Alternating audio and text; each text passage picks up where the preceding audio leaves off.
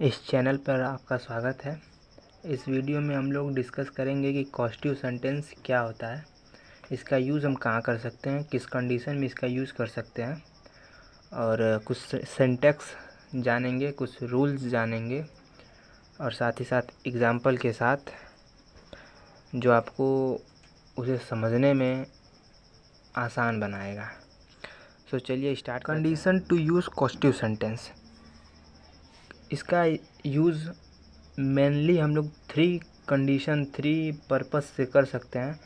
पहला है कन्वर्सेशन, दूसरा मॉडिफाई और टेक्स्ट, एंड तीसरा कंपल्सन। कन्वर्सेशन यानी कि मतलब हम लोग किसी से कन्वर्सेशन कर रहे हैं, बात कर रहे हैं, तो वहाँ पर इसका यूज़ कर सकते हैं। मॉडिफाई और टेक्स्ट मतलब अगर हम कुछ भी लिख रहे हैं, ठीक है, तो वहाँ पर हम अपने टेक्स्ट को, अपने मतलब सेंटेंस को मॉडिफाई कर सकते हैं कॉस्टिव सेंटेंस के थ्रू।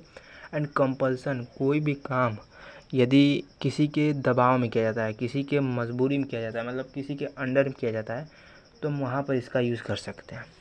सो चलिए कॉस्टिव सेंटेंस क्या होता है इसको जान लेते हैं।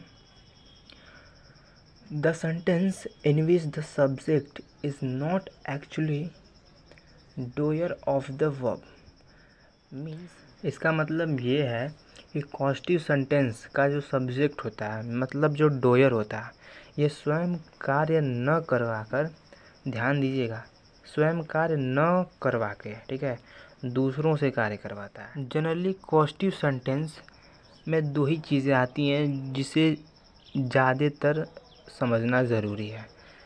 पहला चीज़ है मेक, दूसरा चीज़ है गेट। मेक जो होता है ये लिविंग बिंग या फिर लिविंग थिंग्स के लिए यूज़ होता है, एंड जो गेट होता है ये नॉन लिविंग थिंग्स या नॉन लिविंग बिंग के लिए यूज़ होता है।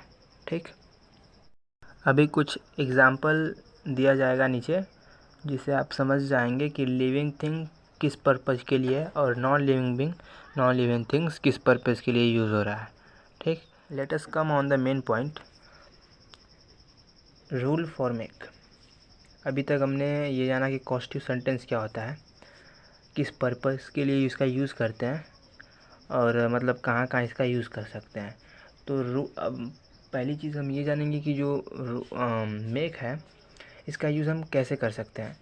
तो इसका जो सिंटेक्स है, मतलब जो स्ट्रक्चर है बनाने का, वो ये है subject, helping verb plus make plus object plus verb की first form. So helping verb, note ध्यान देने वाली बात ये है कि जो हेल्पिंग वर्ब होगा will be use according to tense, मतलब जो टेंस होगा उस टेंस के अकॉर्डिंग हेल्पिंग वर्ब यूज़ किया जाएगा।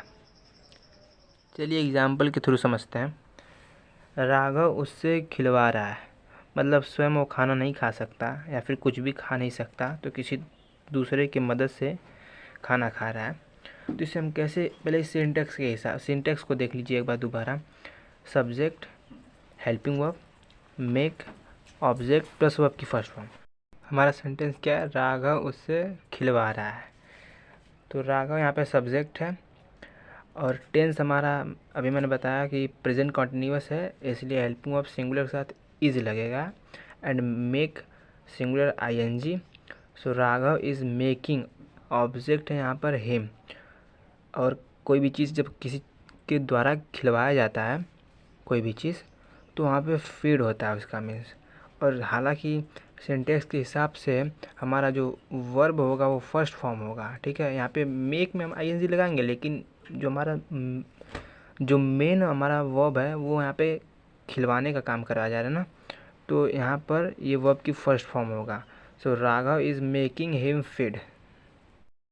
नेक्स्ट एग्जाम्पल, वो मुझसे पढ़वा रहा है, सब्जेक्ट ही, सो सिंगुलर है ही, तो यहाँ पे इज़ लगेगा, और टेंस प्रेजेंट कॉन्टीन्यूअस टेंस है, इसलिए ही इज़ मेकिंग, और ऑब्जेक्ट यहाँ पे मुझसे यानी कि मी, और पढ़वाना का काम यानी कि वर्ब की फर्स्ट फॉर्म रीड, तो he is making me read. Next example, Amit तुमसे पढ़वाता है।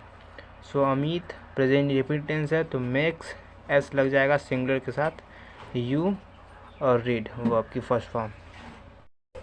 एक लास्ट एग्जाम्पल, अनुज उससे पूजा करवाएगा। सो अनुज फ्यूचर इंडेफिनिट टेंस है, तो अनुज will make him worship. That's all. तो अब हम गेट के बारे में डिस्कस करेंगे, जिसका स्ट्रक्चर है subject plus helping verb plus gate plus object plus verb की थर्ड फॉर्म। ये भी ठीक मेक की तरह है, बस यहाँ पे थोड़ा सा डिफरेंस ये हुआ कि यहाँ पे हेल्पिंग वर्ब के बाद गेट यूज़ हो रहा है और यहाँ पे वर्ब की थर्ड फॉर्म यूज़ हो रहा है। इसमें भी helping verb according to tense होगा। सो आइए एग्जांपल के थ्रू समझते हैं। दुकानदार चना मंगवाता है, तो दुकानदार यानी कि शॉपकीपर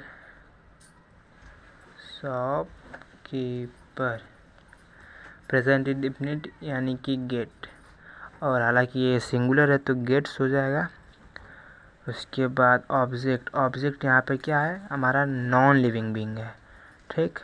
तो शॉपकीपर गेट्स ग्राम, चना का इंग्लिश ग्राम ही होता है ना, ठीक। मंगवाना यानी कि बाई, लेकिन बाई नहीं लगाएंगे, वर्ब का थर्ड फॉर्म बाई बहुत होता है, तो हो जाएगा हमारा shopkeeper gets gram both. Next example है गोताखोर खेत खुदवा रहे थे। Scuba diver was getting filled of the third form dug। Scuba diver past continuous tense है, इसलिए was and getting filled dug। So I hope सब कॉन्सेप्ट क्लियर हो गए होंगे। Thank you for watching my video.